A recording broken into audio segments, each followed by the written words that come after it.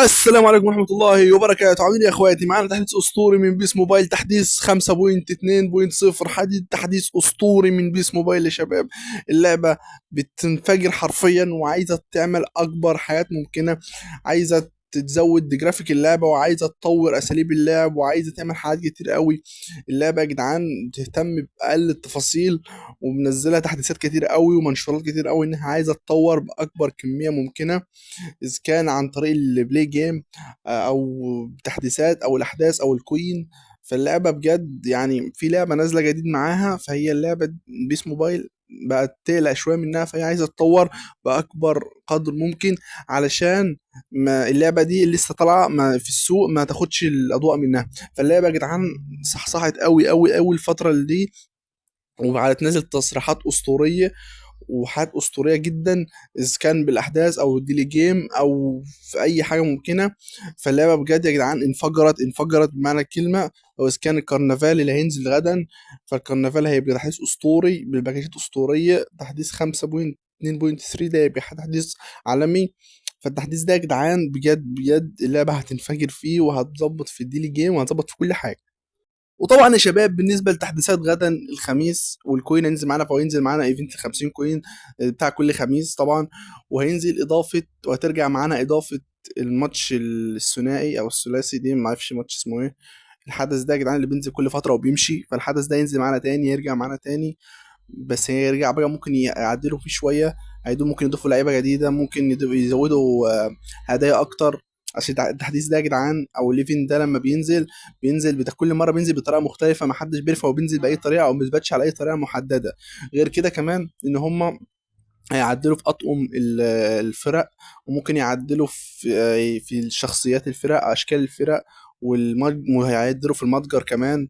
يا جدعان انا قلت لكم كونامي بجد، يعني يوم بكره غدا هتتغير خالص بالنسبه لي. ممكن تحديث يبقى كبير قوي، ممكن يعدي ال 200 ميجا 300 ميجا او اقل، ممكن يبقى اقل زي كل خميس، بس هيبقى تحديث اسطوري بكره، ده انا متاكد منه بنسبه 100% ان تحديث بكره يبقى تحديث اسطوري بمعنى الكلمه. وطبعا يا شباب عايز اتكلم يا شباب عن موضوع السمارت اسيست. الناس كلها يا جدعان متضايقه من موضوع السمارت اسيست ده، وقاعدين يعملوا شكاوي للعبه، مش عايزين سمارت اسيست، مش عايزين سمارت اسيست. فاللعبه ما اتكلمتش بشكل رسمي، بس ايه، يعني احنا صوتنا بدأ يوصل لهم، فهم بيفكروا ان هم يلغوها. فيا ريت يعني لو كونامي تلغيها، تخليها مثلا لغايه ديفيجن 3 ديفيجن 4، هيبقى الموضوع حلو، يخلي الناس البوتات اللي لسه بادئين اللعب هم يلعبوا بيه.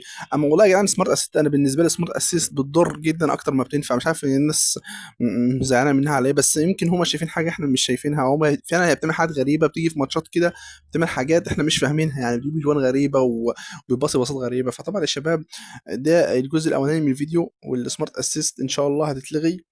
هنبدأ معانا بقى في الجزء التاني من الفيديو، اللي هو دوري أبطال أوروبا ونجوم الأسبوع إن شاء الله. باكج نجوم الأسبوع، باكج دوري الأبطال، باكجين أسطوريين.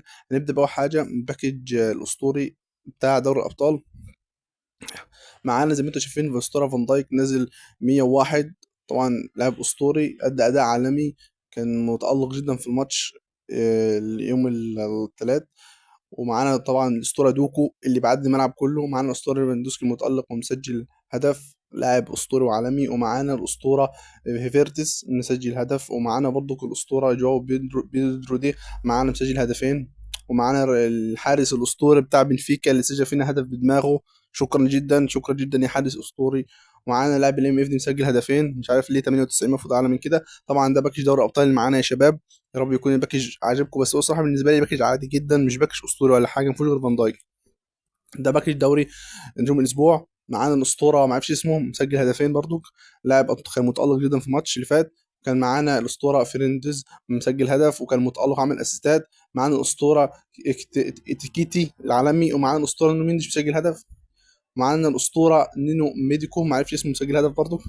فاللعيبه دي كلها يا جدعان متالقه. معانا الاسطوره كازيميرو اللي انا متحمس له جدا، مسجل هدف، لاعب ارتكاز اسطوري. النسخه دي يا جدعان قبل ما يعتزل يا جدعان النسخه دي بتبقى نادره. طبعا يا جدعان ده باكج نجوم الاسبوع. اتمنى يا رب يكون باكج نجوم الاسبوع ده عجبكم. انا بالنسبه لي باكجين يعني هم حلوين، هم اسطوريين وكل حاجه، بس ايه، اللعيبه ديت مش اللعيبه التوب زي نجوم الاسبوع او دوري ابطال اللي فات يوم الخميس اللي فات ده.